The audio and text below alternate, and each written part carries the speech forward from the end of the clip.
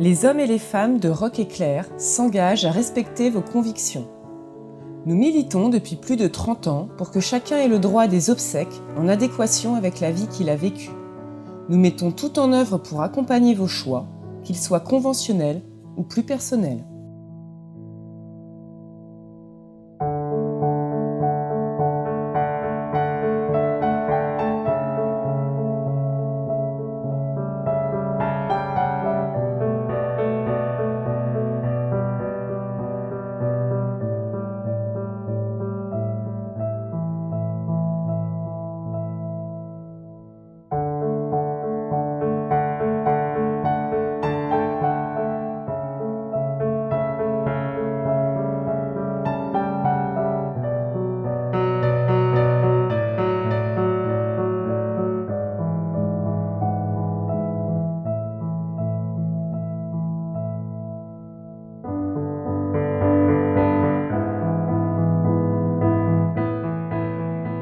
Les hommes et les femmes de Rock Éclair s'engagent à vous accompagner à chaque étape. Les relations humaines fondées sur le respect et l'accompagnement sont au cœur de notre métier. Parce que vous avez besoin de vous appuyer sur un véritable partenaire, nous établissons une relation de confiance avec vous dès les premiers instants.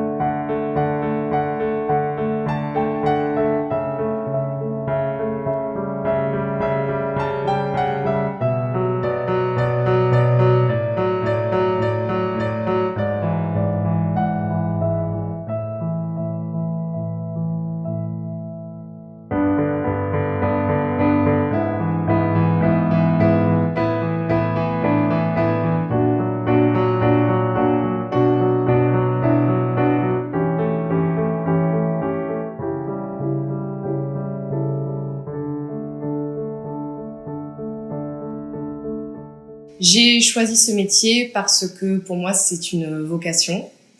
Je tenais absolument dans ma vie de tous les jours à rendre service aux personnes qui étaient dans le besoin, à les épauler tout au long de ce genre de démarches qui sont difficiles, douloureuses et compliquées. Je pense que par rapport à mon tempérament et mon caractère, effectivement, j'étais complètement faite pour ça. Pour être conseiller funéraire, il est obligatoire d'être diplômé national de conseiller funéraire, avec une formation qui est complète de 140 heures de théorie, avec des matières très précises comme par exemple la législation et la réglementation funéraire.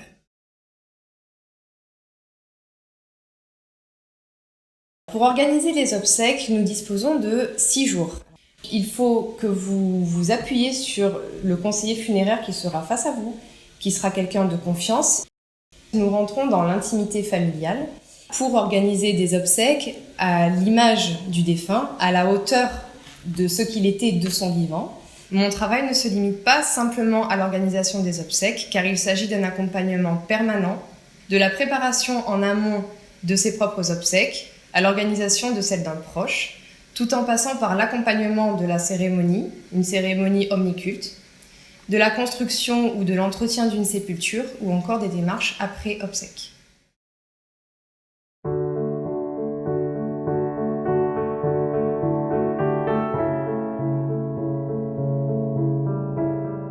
Les hommes et les femmes de Rock Éclair s'engagent à vous offrir la qualité à un prix juste.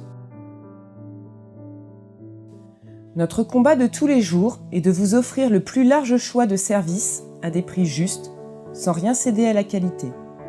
Chaque produit a été sélectionné parce qu'il répondait à nos exigences. Parce que nous savons que quelle que soit votre situation, il est important que vous puissiez honorer votre défunt dignement. Chez Rock Éclair, nous sommes là pour vous accompagner et vous soutenir dès les premiers instants, après la perte d'un proche. Nous trouvons ensemble des solutions pour s'adapter à vos besoins, mais aussi à votre budget. Lorsque vous allez chez Rock Éclair, donc vous êtes face à un conseiller funéraire qui est là pour vous aider et vous aiguiller dans les choix que vous allez faire en termes d'accessoires par rapport à la personne qui est décédée. Et de voir avec vous si vous souhaitez également une crémation, une inhumation, une toilette ou un soin de conservation, une cérémonie civile ou religieuse.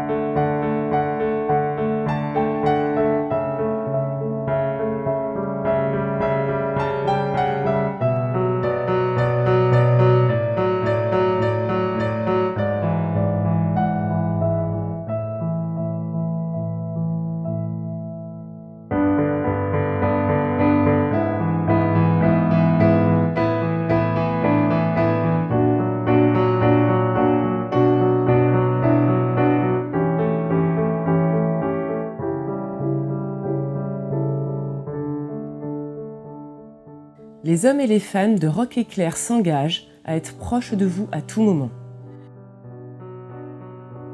Avec près de 400 agences Rock Éclair dans toute la France, vous pourrez facilement venir à notre rencontre. Être à vos côtés, c'est aussi mieux vous accompagner.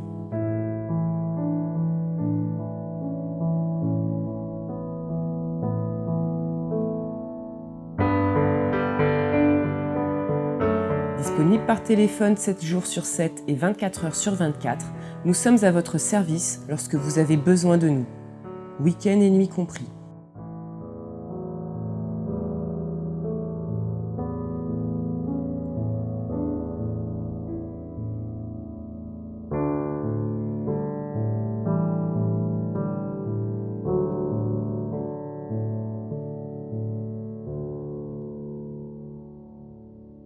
Le deuil, qu'est-ce que c'est ? C'est un processus qui prend plus ou moins de temps en fonction de qui on est et qui comporte plusieurs étapes. Pour mieux le vivre, pour le comprendre, ça suppose de se rappeler justement que ça va se faire quoi qu'il advienne et que ça va passer par différentes étapes qui vont se passer dans un ordre différent en fonction de chacun. C'est une cicatrisation. Exactement comme une cicatrisation physique. Même si je ne suis pas d'accord, mon corps va cicatriser, plus ou moins proprement si je m'en occupe ou pas. Mon cœur va faire la même chose. Les étapes du deuil vont être différentes en fonction de chacun, il n'y a pas d'ordre spécifique. Simplement, on va alternativement passer par je vais bien, je vais moins bien, je vais bien, je vais moins bien. Et puis il va y avoir du rejet, du déni, parce qu'on ne veut pas accepter la situation, bien sûr, on ne peut pas, c'est scandaleux. Et puis il y a les phases de profonde dépression aussi, on va bien au-delà de la tristesse. Et puis finalement, ce qu'on appelle classiquement de l'acceptation, mais qui est plus une intériorisation, ce lien qui n'est plus à l'extérieur, devient à l'intérieur. L'idée c'est d'avoir le maximum de relais autour, d'avoir des amis, la famille bien sûr, et puis au bout d'un moment, éventuellement des professionnels qui vont pouvoir prendre le temps justement de ces redites, de pouvoir vous laisser le temps de dire à quel point Même 1 an après, même 1 an et demi après, même 2 ans après, ça peut être encore compliqué. Quelles sont les démarches administratives à effectuer après un décès? Ce sont les démarches pour prévenir les différents organismes et administrations du décès. Un décès génère un nombre impressionnant de démarches et de courriers à envoyer après un décès. Alors, il faudra dans un premier temps prévenir l'employeur. Si le défunt était demandeur d'emploi, il faudra aussi vérifier auprès de Pôle emploi s'il avait des droits ouverts. Il faudra prévenir la banque. Il faut savoir que les comptes sont bloqués au moment du décès. Seuls les comptes comportant la mention « ou », tels que monsieur ou madame, madame ou madame, restent actifs. Il faudrait prévenir les impôts, la sécurité sociale, la caisse d'allocation familiale, prévenir aussi les différentes assurances, telles que les assurances vie, les assurances pour la voiture, pour la maison. Endeuillé, on n'a pas la tête à ça, trop de charges émotionnelles. Soit on est à l'aise avec l'administratif et effectivement on peut faire des recherches sur internet ou se servir d'un guide qui nous aura été remis justement pour nous aider dans ces démarches et on fait ses courriers soi-même. Soit on peut se reposer sur une entreprise spécialisée dans ces métiers qui nous aura été recommandée par le conseiller funéraire. Après un entretien téléphonique personnalisé, cette entreprise prépare tous les courriers et il ne vous restera plus qu'à les signer, les timbrer et les poster. Pourquoi une sépulture est-elle importante? C'est une tombe qu'on trouve dans les cimetières. C'est un lieu de souvenir, un lieu de recueillement, un lieu d'apaisement. Ça fait partie du processus de deuil. C'est aussi l'occasion pour les familles de rendre un dernier hommage au défunt et surtout de laisser une trace du passage de ce défunt sur cette terre, notamment en y faisant graver son nom dans la pierre. J'ai même certaines familles qui vont faire graver des textes qui vont être en rapport avec le défunt, voire même des messages qui vont traverser les années, les décennies, voire les siècles. Alors on trouve divers types de monuments. Un monument cinéraire, donc ce sont des monuments de petite taille dans lesquels on va pouvoir accueillir des urnes, ou aussi des monuments plus traditionnels, des monuments funéraires dans lesquels on va pouvoir à la fois placer des urnes mais aussi des cercueils.